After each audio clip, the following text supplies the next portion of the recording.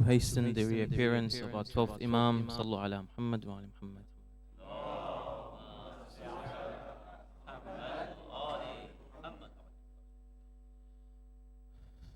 For the love of al-Masa'ib, Sayyidah Zainab alayhi salam, Sallu ala Muhammad wa ala Muhammad.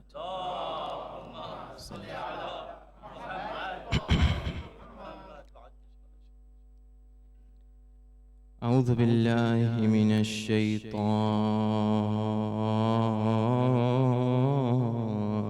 الرجيم. بفضل الله بسم الله الرحمن الرحيم.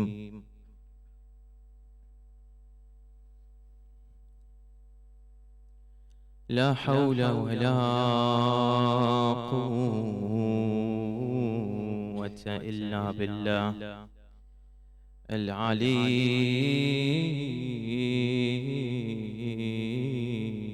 العظيم. صلى الله عليك يا سيدي ويا مولاي يا رسول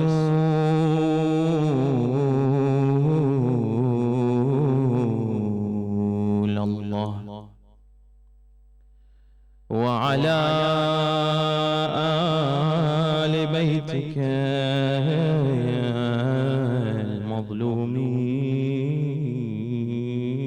المظلومين.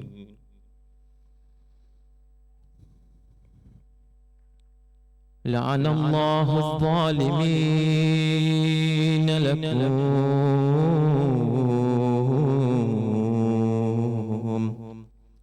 من الأولين والآخرين.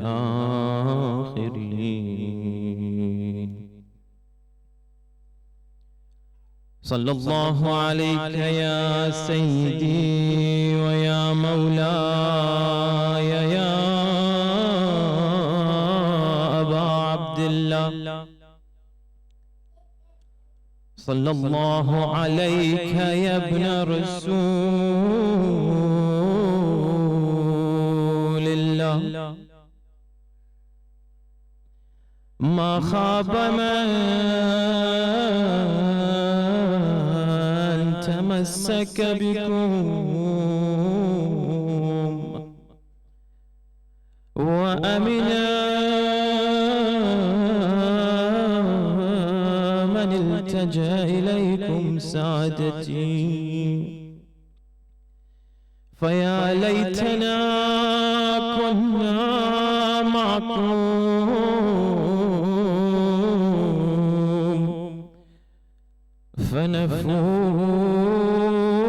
فنفوز فوزا عظيما.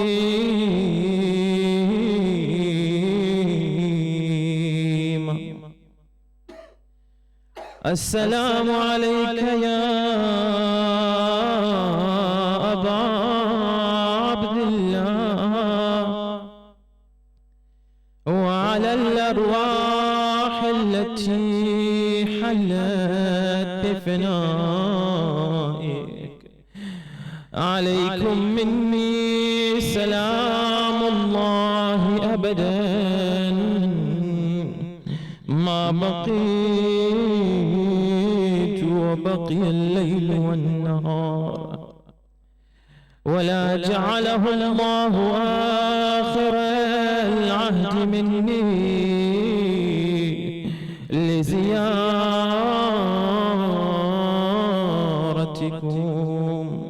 All together now. السلام على الحسين وعلى علي بن الحسين وعلى أولاد الحسين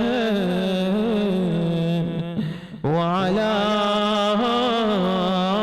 أصحاب الحسين. I have not forgotten Hussein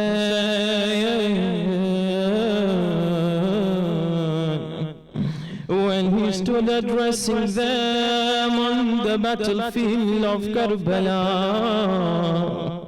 As they listened to him, they were all speechless. He called to them, am I not the grandson of your prophet? And your sanctuary, if a calamity befalls you, O people, have I introduced an innovation, a bid'ah to the deen of the Holy Prophet? Or have I doubted in its laws, O people? Or did the Prophet not advise you? And did he not leave amongst you the Thaqalain, O people, the book and the progeny? If you do not believe in the hereafter, O people, then return to your ancestry. If you truly are Arabs, at that they stood confused and did not find anything other than spears and arrows as a response to my Imam upon that infidels of Umayyah. They regretted. They had hatred for the Holy Prophet, and they regretted for not seeing the heart of the Holy Prophet struck with grief during their lives and during the life of my Prophet. So they wanted to cast grief into his heart. So they turned Hussein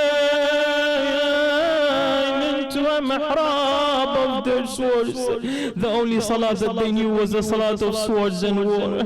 They did not pray, but their swords prayed on the body of Hussein. He became a mihrab for their prostrating swords. And he became thirsty, but did not find except spears as a shadow and bloody water as drink. He did not find except spears as a shadow.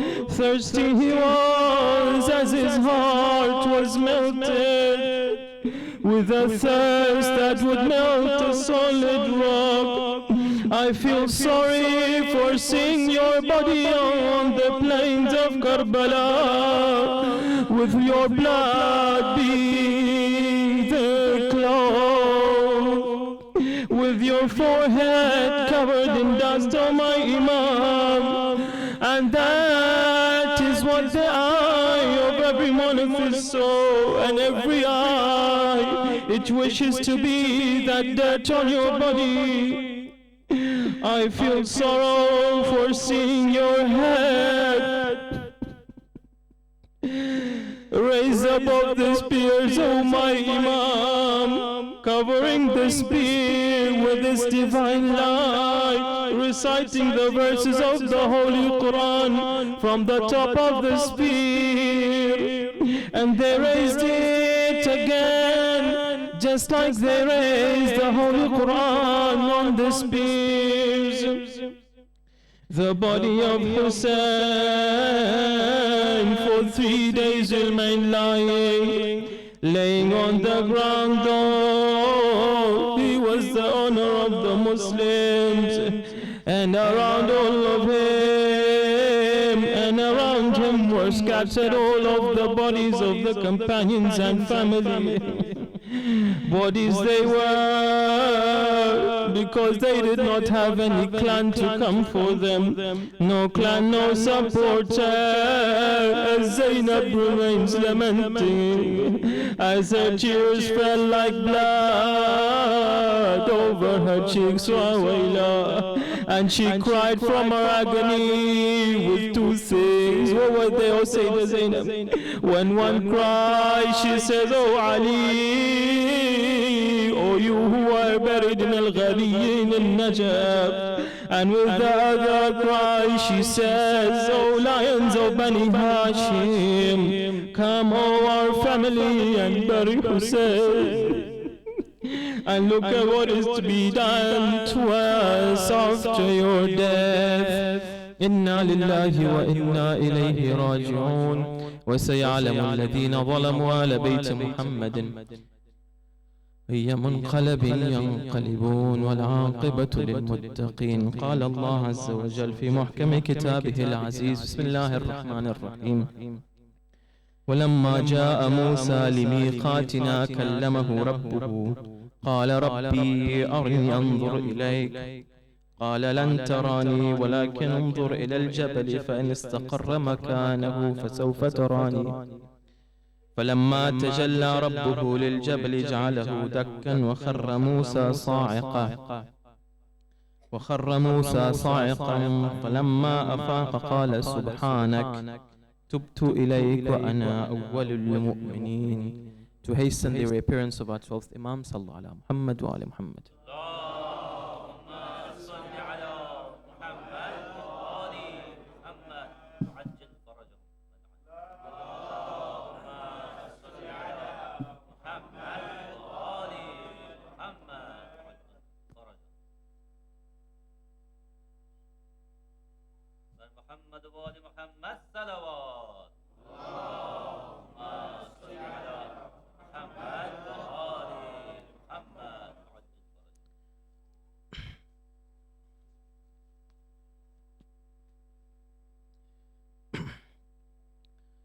Allah Azza wa Jal in the Holy Quran, one of the most referred to prophets in the Holy Quran that he talks about is Nabi Musa alayhi salam. And the story of Bani Israel, the descendants of Nabi Yaqub alayhi salam, their story is one of the most mentioned stories and the most detailed in the Holy Quran. One of the reasons why Allah Azza wa Jal has mentioned this story in the Holy Quran as such is like it is mentioned in our narrations that what happened to the ummahs and the nations before you is going to happen with you too. And thereat we are to seek lessons and to derive parables and morals from that which happened with them. One of the very interesting details mentioned about this people is with regards to their prophet Nabi Musa alayhi salam, or one of their prophets, Nabi Musa alayhi salam.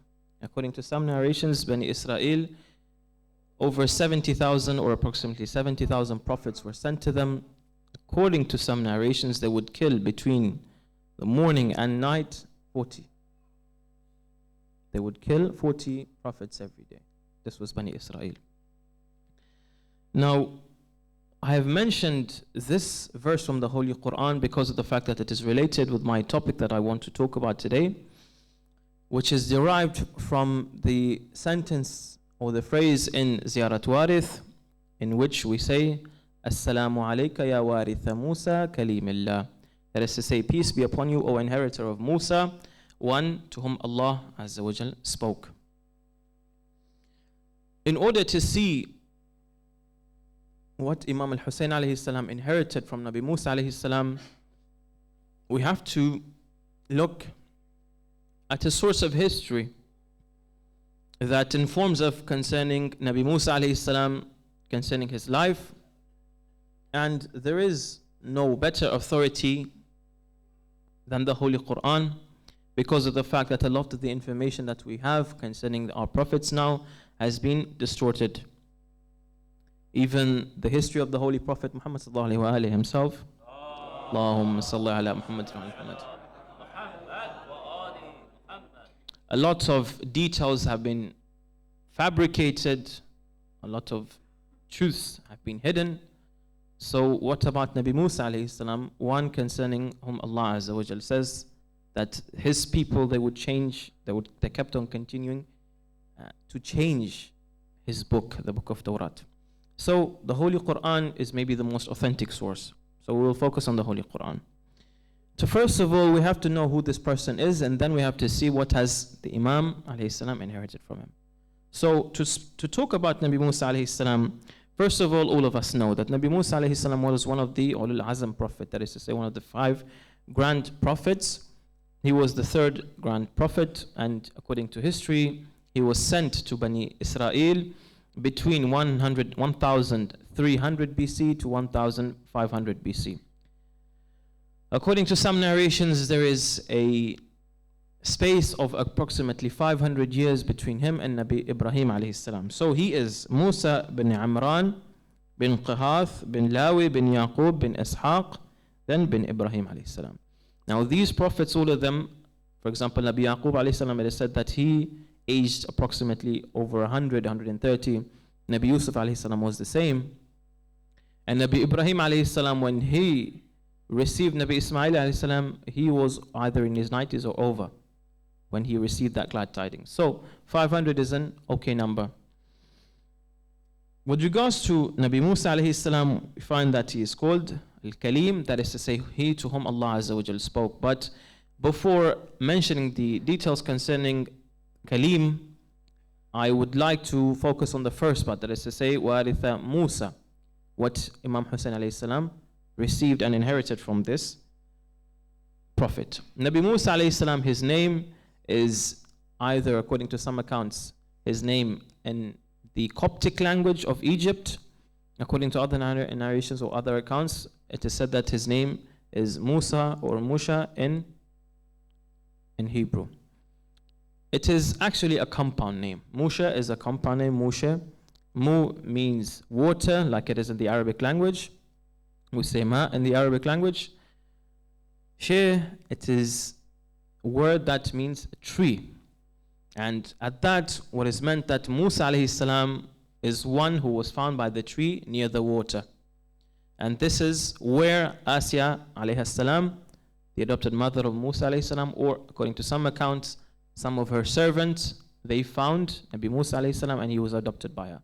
Thereat, this name was given to him, and Allah Azza wa Jal uses it in the Holy Quran as well. Of course, there are others who are referred to by some of their titles which have become like names, like Nabi Nuh alayhi salam. Nabi Nuh alayhi salam, his name was Abdul Ghaffar, according to other narrations. Nuh was one of his titles because of the fact that he would cry a lot, either out of the fear and out of yearning for Allah Azza wa Jal, or according to some narrations, because of his grief for Imam Hussein alayhi salam.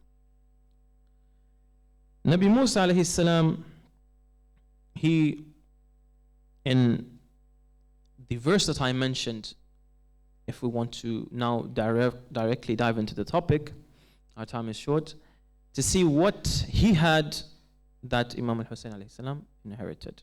Allah Azza wa Jalla says in the Holy Quran, Bismillahir Rahmanir Rahim, when Nabi Musa alayhi salam went to speak with Allah Azza wa Jalla and received the Torah on those 40 days, the tablets of Torah, it says, وَلَمَّا جَاءَ مُوسَى لِمِيقَاتِنَا, and when Musa arrived at our appointed time, وَكَلَّمَهُ رَبُّ, and his Lord spoke to him, قَالَ رَبِّي أَرِنِي أَنظُرْ إِلَيْكَ, O my Lord, show yourself to me so that I can see you. قَالَ لَن تَرَانِ, his Lord says, you will never be able to see me. وَلَكِنْ انظُرْ إِلَى الْجَبَلِ, however, look at the mountain. فَإِنْ اسْتَقَرَّ مَكَانَهُ, if it remains in its place, that mountain remains in its place, فَسَوْفَ تَرَانِ, then you will only be able to see me. فَلَمَّا تَجَلَّى رَبُّهُ لِلْجَبَلِ, and when Allah Azza wa Jal manifested with his presence on that mountain, جَعَلَهُ دَكًّا, he rendered it, he demolished it. Allah Azza wa Jal made it level. فَخَرَّ مُوسَى صَعِقًا, at that Musa alayhi salam, he passed out, he became unconscious. فَلَمَّا أَفَاقَ قَالَ سُبْحَانَكَ, and when he woke up, he said, praise be to you, O Allah Azza wa Jal, exalted you are. I have repented to you, وَأَنَا أَوَّلُ الْمُؤْمِنِينَ, I am the first of the believers. With this regard, Musa alayhi salam is asking to speak or to see Allah Azza wa Jal. Now, any one of us can come and can see How is it possible for a prophet, ulul azm, a ma'soom and infallible, for him to ask to see Allah Azza wa Jal when we know that Allah Azza wa Jal cannot be seen? Something that me and you, we know as basic knowledge. How could it be that a grand prophet such as him, among the 124,000 prophets, he was one of the 5 grandest prophets, for him to ask such a matter? How is it? How can that be? This is something that should make you ask, what kind of request is this? What kind of dua is this? And that, the ulama, they have differed a lot. Why? Some say that this could mean that Musa alayhi salam truly wanted to see Allah.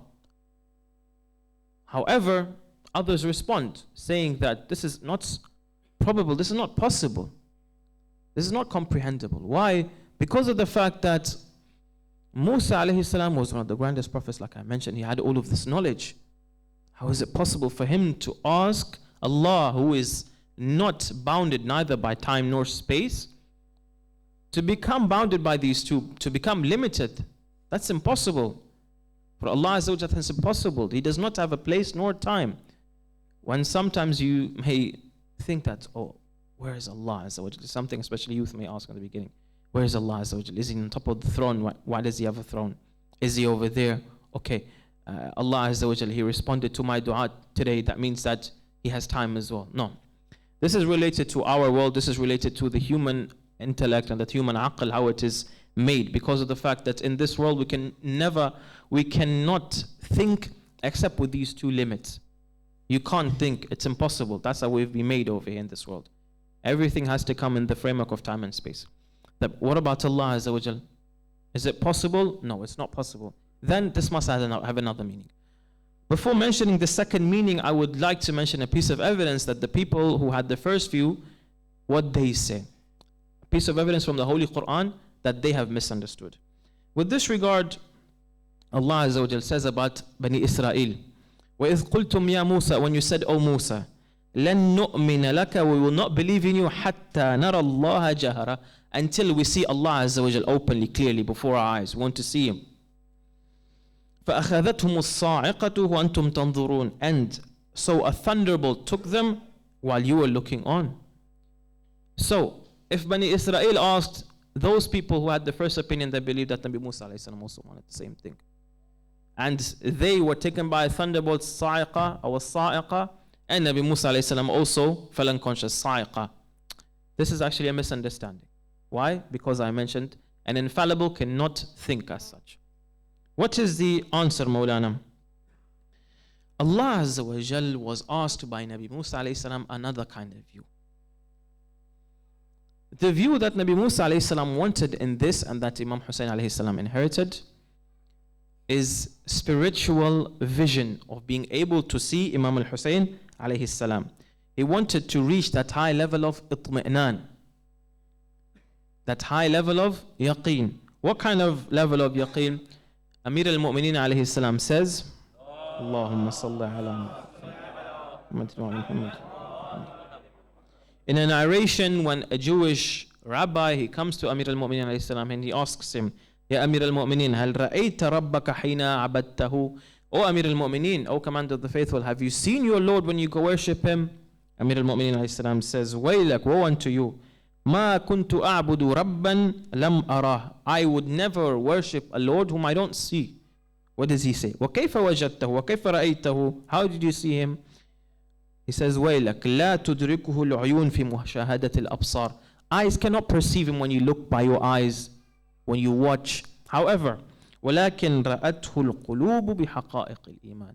That is to say, hearts, they see Him with the truth of Iman, with the power of Iman. When you reach a certain level of yaqeen and spirituality, you can see Allah Azza wa Jal. In another narration, Amir al-Mu'mineen alayhi salam says, مَا رَأَيْتُ شَيْئًا إِلَّا رَأَيْتُ اللَّهَ قَبْلَهُ وَبَعْدَهُ وَمَعْهُ وَفِيهِ. I have not seen anything except that I see Allah Azza wa Jal with it and after it, before it, after it, with it and in it. Amir al-Mu'mineen alayhi salam, this is how we saw Allah Azza wa Jal. So in that verse, Nabi Musa alayhi salam wanted to try to reach that level. He wanted what we call التوحيد الشهودي. التوحيد الشهودي. That is to say, Tawheed of the spiritual vision, of the inside vision. Okay, what happened with Nabi Musa alayhi salam? With Nabi Musa alayhi salam, that which happened is that he had not reached that spiritual level whereby he could bear the manifestation of the light of Allah in his heart, that he could see him. That is why Allah Azza wa Jal told him, look at the mountain. If that mountain can bear my light, then you will be able to bear it. So Nabi Musa alayhi salam was not able to bear that. Whereas Amir al-Mu'mineen alayhi salam, he bore it all of his life. Amir al-Mu'mineen alayhi salam says that if the veil of the unseen is lifted from my eyes, I will not increase in yaqeen. Correct or not? I would not increase in yaqeen. What about Imam al-Hussein alayhi salam? Loud salawat first of all.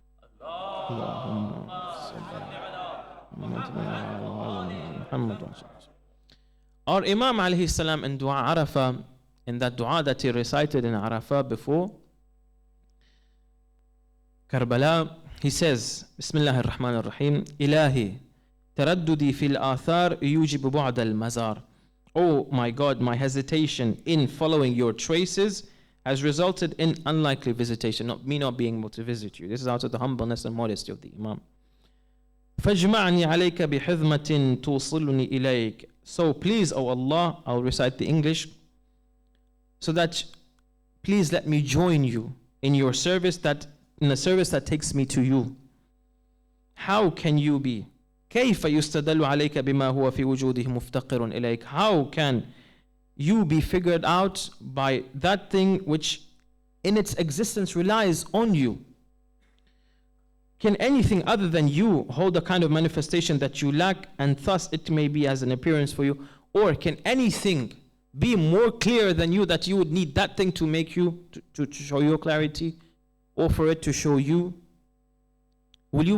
Is it possible that you need something else to show your existence? And this is what I want to quote. متى غبت حتى تحتاج إلى دليل يدل عليك ومتى بعدت حتى تكون الآثار هي التي توصل إليك عميت عين لا تراك عليها رقيبا. That is to say, when have you ever been absent so that you may need something to point to you? And when have you ever been far away so that the traces may lead to you? And look at this sentence now. Blind may be the eye that does not see you watching it. Losing is the servant still that does not dedicate a share of love for you. So, our Imam alayhi salam, according to this, what we call in philosophy Burhan as-Siddiqeen, that is to say, to prove Allah's existence, not through looking at the traces and the creation, no, to prove Allah's existence from himself, from his existence, from his light, from his nur, from his wujud. At that, the Imam, we can find that he, throughout his life, not like Nabi Musa alayhi salam, he bore that vision of Allah Azza wa Jal. He was always able to see Allah Azza wa Jal in his life. The vision of Nabi Musa alayhi salam thereat is called Ru'ya biwasita, that is to say, vision with an intermediary, whereas the vision of Imam Hussain alayhi salam was direct vision of Allah Azza wa Jal. Okay, Maulana, really good, maybe fancy words. What about me and you? Can we reach such a stage? May Allah Azza wa Jal aid us to reach such a stage. How can we see Allah Azza wa Jal with our hearts? One of the factors that can help me and you see Allah Azza wa Jal with our hearts is the following. It is mentioned in Al-Munajat al-Sha'baniyya, in which it is said, Ilahi, habli kamal al-inqita'i ilayk. Oh my Lord, please grant me absolute devotion to you, and illuminate the sight of the hearts of our hearts with the light of observing you. Nur. For me and you to be able to see Allah Azza wa Jal, we are in need of nur. I continue, so that the sights of the hearts will penetrate the screens of light. You want to see Allah Azza wa Jal, you're in need of light. How do you see today? With your eyes. One of the things, or one of the main factors that plays a role in you being able to see anything There's light. Turn out the light. Are you going to be able to see? It's going to be impossible. Why? Because maybe either you are blind or you have become like a blind person. The same goes for the heart. According to some of our narrations, our Holy Prophet Muhammad sallallahu alaihi wasallam says, Allahumma salli ala Muhammad, that this heart has two eyes with which it sees, and it has two ears with which it hears. So, we are in need of light in order to be able to see Allah Azza wa Jal. So, as that, we see in this verse, or in that dua, that we are in need of light. And we ask Allah Azza wa Jal for that light. Okay, Maulana, really good. Where can I get this light from? May Allah Azza wa Jal grant it to us. Actually, that is the answer. The first source of this light is Allah Azza wa Jal. We see in verse Ayat An-Nur, in the Holy Quran, Allah Azza wa Jal says, Bismillah ar-Rahman ar-Rahim, Allahu nuru as-samawati wal-ard, mathalu nurihi kamishkatin fiha misbah, المصباح في زجاجة كأنها كوكب دري يوقد من شجرة مباركة زيتونة لا شرقية ولا غربية يكاد زيتها يضيء ولو لم تمسسه نار نور على نور يهدي الله لنوره من يشاء ويضرب الله الأمثال للناس والله بكل شيء عليم. Allah is the light of the heavens and the earth. The example of his light is like a niche or niche within which is a lamp. The lamp is in a glass and the end of the ayah. So the first source of this light is Allah Azza wa Jal. You want to be able to see Allah Azza wa Jal, you have to turn towards Him with your a'mal, with a true intention. Perform your wajibat, leave the muharramat. You have to ask Allah Azza wa Jal, oh Allah Azza wa Jal, like in that dua in the Munajat al-Shabaniyah, I want this nur, oh Allah Azza wa Jal, grant it to me. In a second narration, it is mentioned from the Holy Prophet Muhammad sallallahu alaihi wa alihi, Allahumma salli ala Muhammad wa Muhammad. As-salatu alayya nurun ala as-sirat. That is to say, to send salawat upon me is nur on the sirat on the day of Qiyamah. Allahumma salli ala Muhammad wa ali Muhammad. A third source of nur then, after the salawat, the third source of nur is a verse, or it is referred to in the verse of the Holy Quran in which Allah Azza wa Jal says, أطيعوا الله وأطيعوا الرسول وأولي الأمر منكم. And obey Allah Azza wa Jal, and obey Allah Azza wa Jal and His prophets and those of among you who are in control, who have the power and authority over you. With this regard, when this verse was revealed, Jabir bin Abdullah al-Ansari, he came to the Holy Prophet and he asked him, O Prophet of Allah, we know who Allah Azza wa Jal is and we know who His Prophet is. However, who are these ulul amr? At that, our Holy Prophet started to mention the names of the Imams from the beginning until our 12th Imam.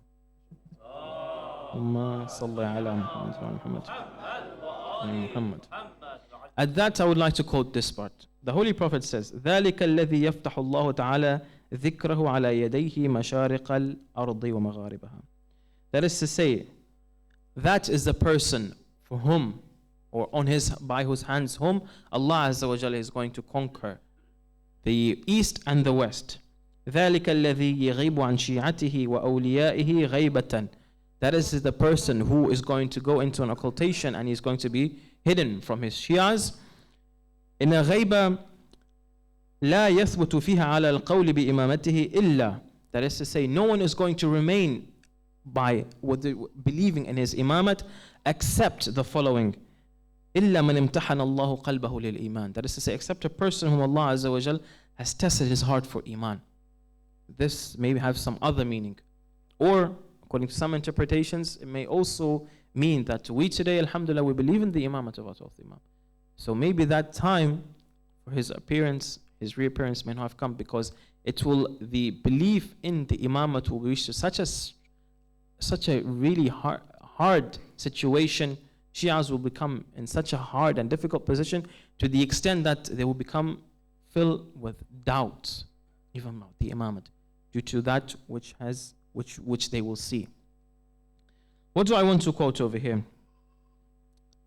At that, Jabir says, فَقُلْتُ يَا رَسُولَ اللَّهِ, I said, O the Prophet of Allah, فَهَلْ يَنْتَفِعُ الشِّيعَةُ بِهِ فِي غَيْبَتِهِ.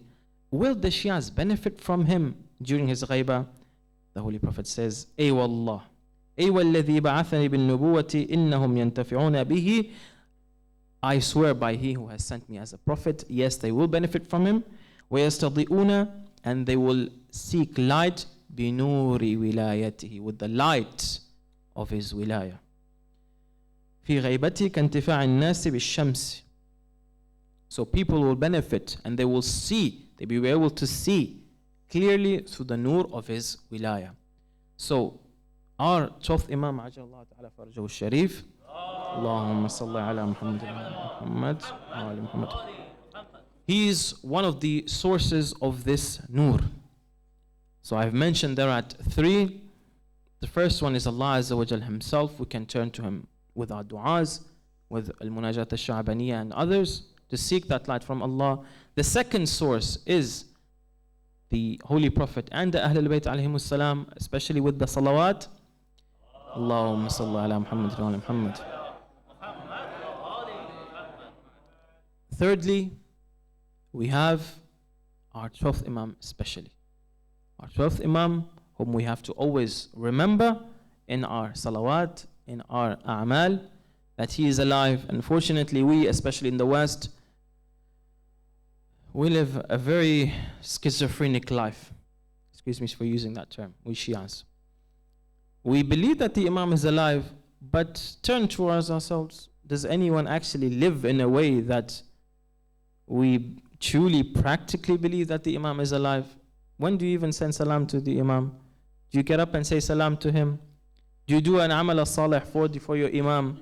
Do you give sadaqah for the Imam? Do you try and do something in order to prepare for the reappearance of your Imam? Or do you just go about your life, just continuing like normal, without any proper goal? You have to ask yourself. So our 12th Imam, he is one of the main sources of this wilayah, of this nur. Allah Azza wa Jal says in the Holy Quran, and seek means of approach or proximity to him. And what are these means according to some narrations? Is the Ahlul Bayt alayhi salam. Allahumma salli ala Muhammad. So what did Imam al-Husayn alayhi salam inherit from Nabi Musa? He inherited this sight. This is divine ability to see Allah Azza wa Jal with his heart. And this is something he inherited not only at the level of Nabi Musa alayhi salam, no, he had it at an even higher level. Just like he inherited those matters from the prophets before him at an even higher level. We mentioned that Nabi Musa alayhi salam, he's called Kalim, correct or not? The one whom Allah Azza wa Jal spoke to. Kalim, what does it mean?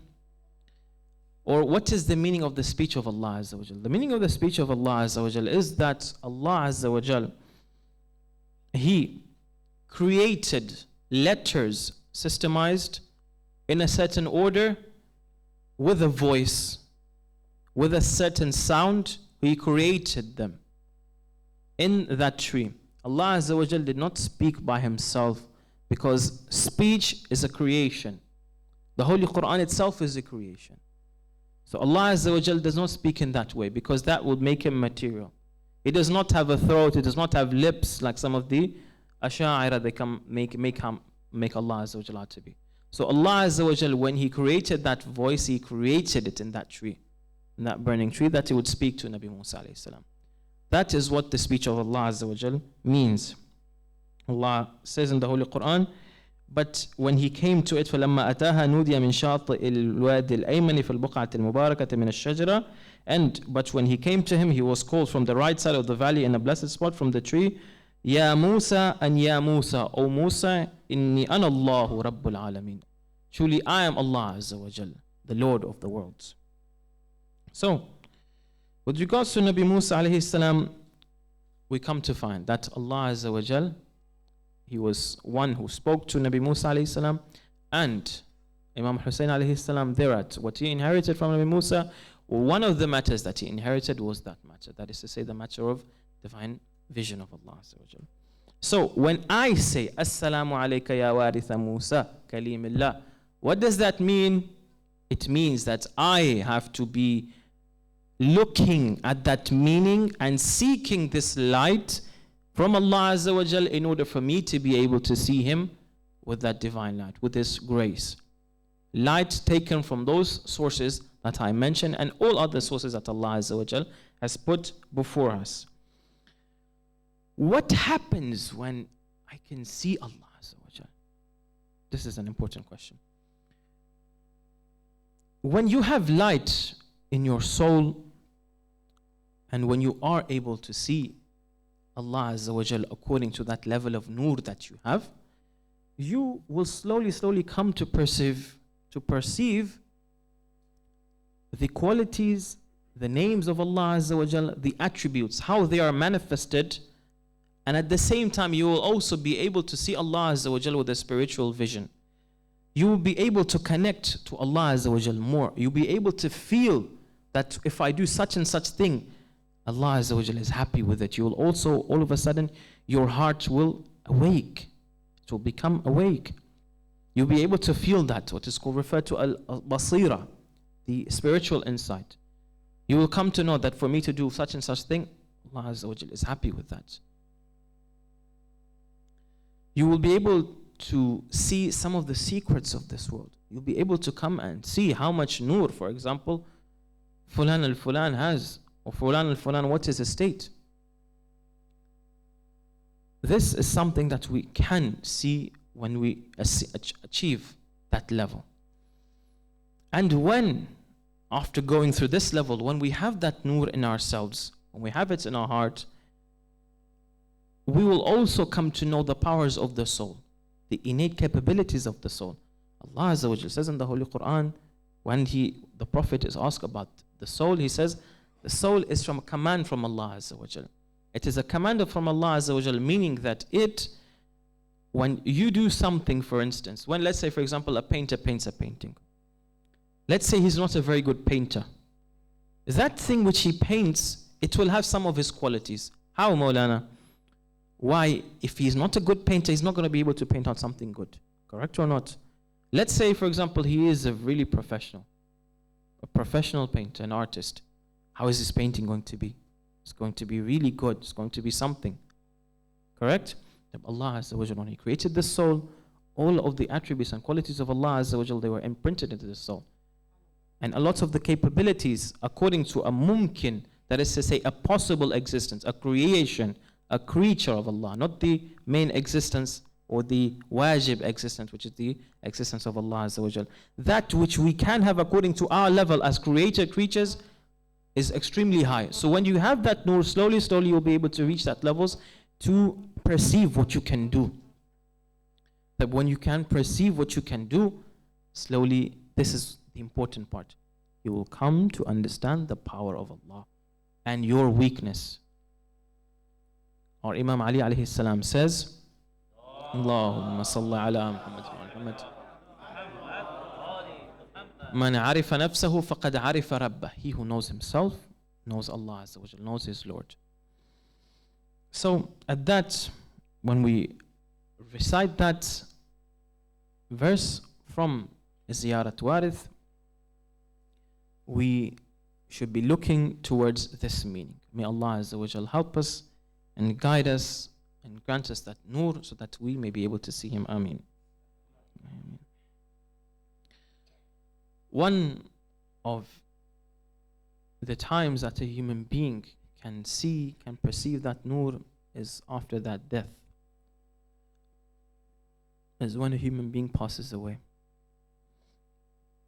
Amir al-Mu'mineen alayhi salam says, death leaves not neither father nor son. This is the path that continues until you do not see anyone left. The Prophet lived, though he did not live for his ummah forever. Had Allah made a creature immortal before him, He would have made him immortal. Death strikes us with never missing arrows. He whom an arrow misses today will not be missed tomorrow. This is Amir al-Mu'mineen alayhi salam. I say, if death is inevitable, then the best type of death is a death of martyrdom. martyrdom in the way of Allah Azza wa Jal. Just like Sayyid al-Shuhada was martyred in the plains of Karbala. Just like Al-Abbas was martyred. Just like Ali al-Akbar alayhi salam. Just like Al-Qasim alayhi salam was martyred. Just like Ali al-Asghar. However, that which burns the heart is that he and his companions, they were left for 3 days on the battlefield of Karbala without being buried. It is mentioned in Al-Maqatil, in the Maqtal of Sayyid Al-Muqarram, on the 13th day of Muharram, Imam Zain al-Abidin alayhi salam comes to Karbala in order to bury his grandfather. By a miracle, he comes to the plains of Karbala, because the janazah of an imam is not prepared except by an imam. And when he arrived there, he found Banu Asad. The Banu Asad tribe had gathered around the martyrs, not knowing what to do. Muali, you're going to find this very heartbreaking. Why? Why were they not knowing? Because the cursed ones, they had severed the heads of the Shuhada from their bodies.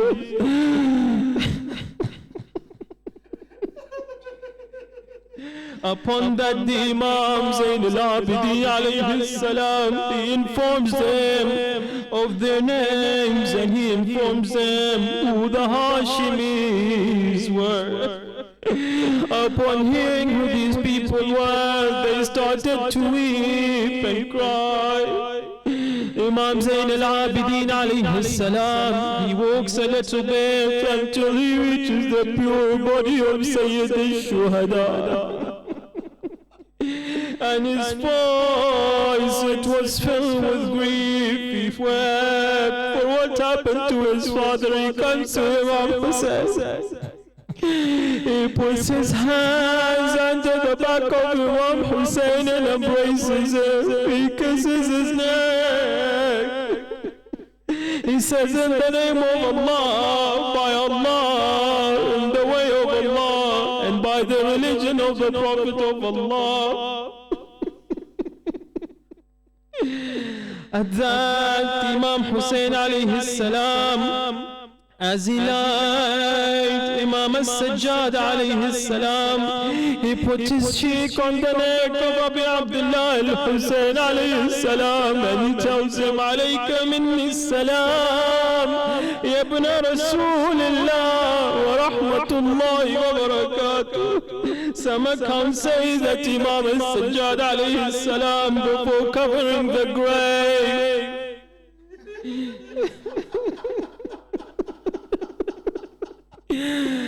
he hit with his hand the dust, and all of a sudden a grave appeared. Imam al-Sajjad alayhi salam, after that, some of Banu Asad says that he walked a little bit and he picked something from the ground. But when we looked at it, we saw it was the finger of Abu Abdullah.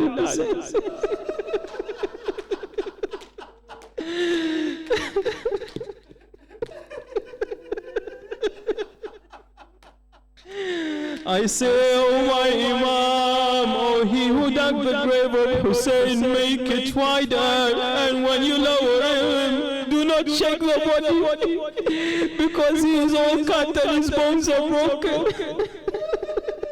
Do you not remember the broken rib of his mother, Zahra alayhi salam? Oh Imam, look for the finger of Imam Hussein that was cut. And oh Imam al-Sajjad, do not forget his wrist and his arm that was cut too.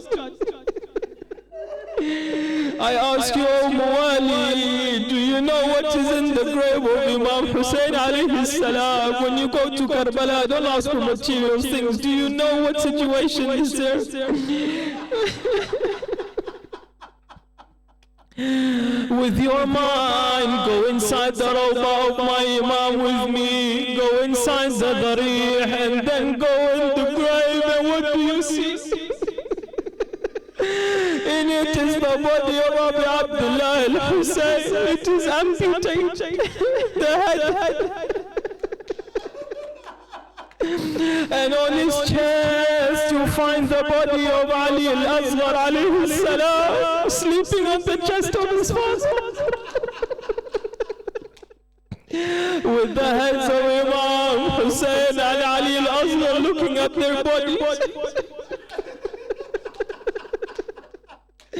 And then Imam Zain al-Abidin alayhi salam, he walked to the river bank. Some accounts say that Banu Asad told him that there is a body that we were trying to bury. Whenever we would raise it, a part of it would fall. Imam Zain al-Abidin, he knew this was Abu Fadl Abbas. He came to see and he saw the situation. He fell to the ground and he embraced him and he told him, Oh Abu Fadl, ala dunya ba'daka al-'afaf. This world is meaningless after you, oh Abu Fadl, oh Qamar Bani Hashim, peace be upon you, oh Shaheed. He came crying and calling, oh uncle, after you left us, oh calamities befell us.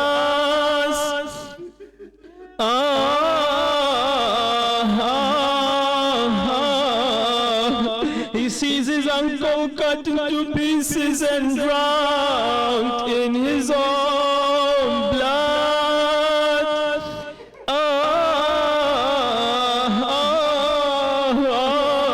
This is very difficult to say. And no right hand, and no left hand, and no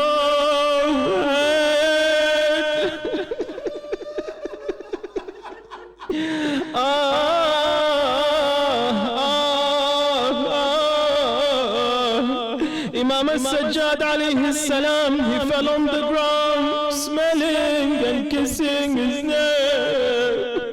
He says, oh my uncle, that which I was afraid of has happened to us. And he remained crying for Abu Fadl Abbas alayhi salam. And when Bani Asad, they come to find out who this youth is, they fall to the legs of Imam al-Sajjad alayhi salam, giving him his condolences on the Shahada of Imam Hussein, of Ali al-Asghar, of Ali al-Akbar, and al-Qasim, and Abu Fadl Abbas.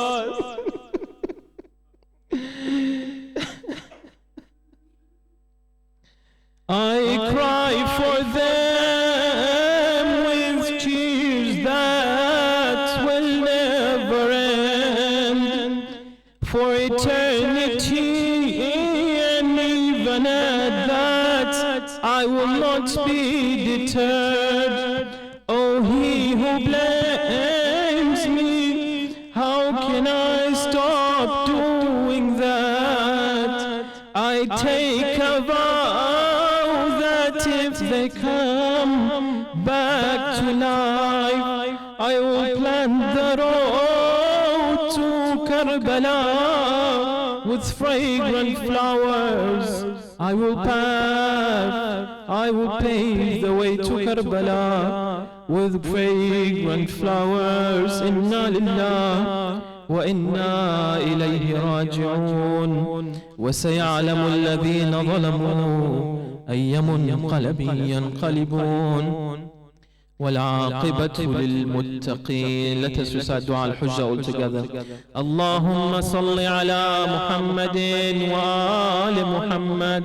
اللهم كن لوليك الحجة ابن الحسن صلواتك عليه وعلى آبائه في هذه الساعة وفي كل ساعة وليا وحافظا وقائدا وناصرا ودليلا وعينا حتى تسكنه أرضك طوعا وتمتعه فيها طويلا برحمتك يا أرحم الراحمين. O Allah Azza wa Jal, make us among the soldiers of our 12th Imam alayhi salam, Ya Allah. O Allah Azza wa Jal, make us among those who will be martyred before our Imam, Ya Allah. O Allah, make us among the true followers of Imam Hussein, Ya Allah. O Allah, forgive our sins and accept our a'mal, Ya Allah. O Allah, fulfill our hajat and cure our sick, Ya Allah. O Allah, bless our marhumeen and lift all the calamities from the Shia of Amir al-Mu'mineen, Ya Allah. O Allah, protect our maraji' and guide them and grant them more wisdom and prolong their age, Ya Allah. O Allah Azza wa Jal, protect the shrines of Ahlul Bayt alayhi salam in all parts of the world. O Allah, destroy the enemies of Islam, Ya Allah. O Allah Azza wa Jal, send the thawab of this majlis, all that we have recited, all these tears that we have shed for Abi Abdullah al-Hussein, along with Surah Al-Mubarakat Al-Fatiha, and Allah salawat to our marhameen, sallu ala Muhammad wa ali Muhammad. Allahumma salli ala Muhammad.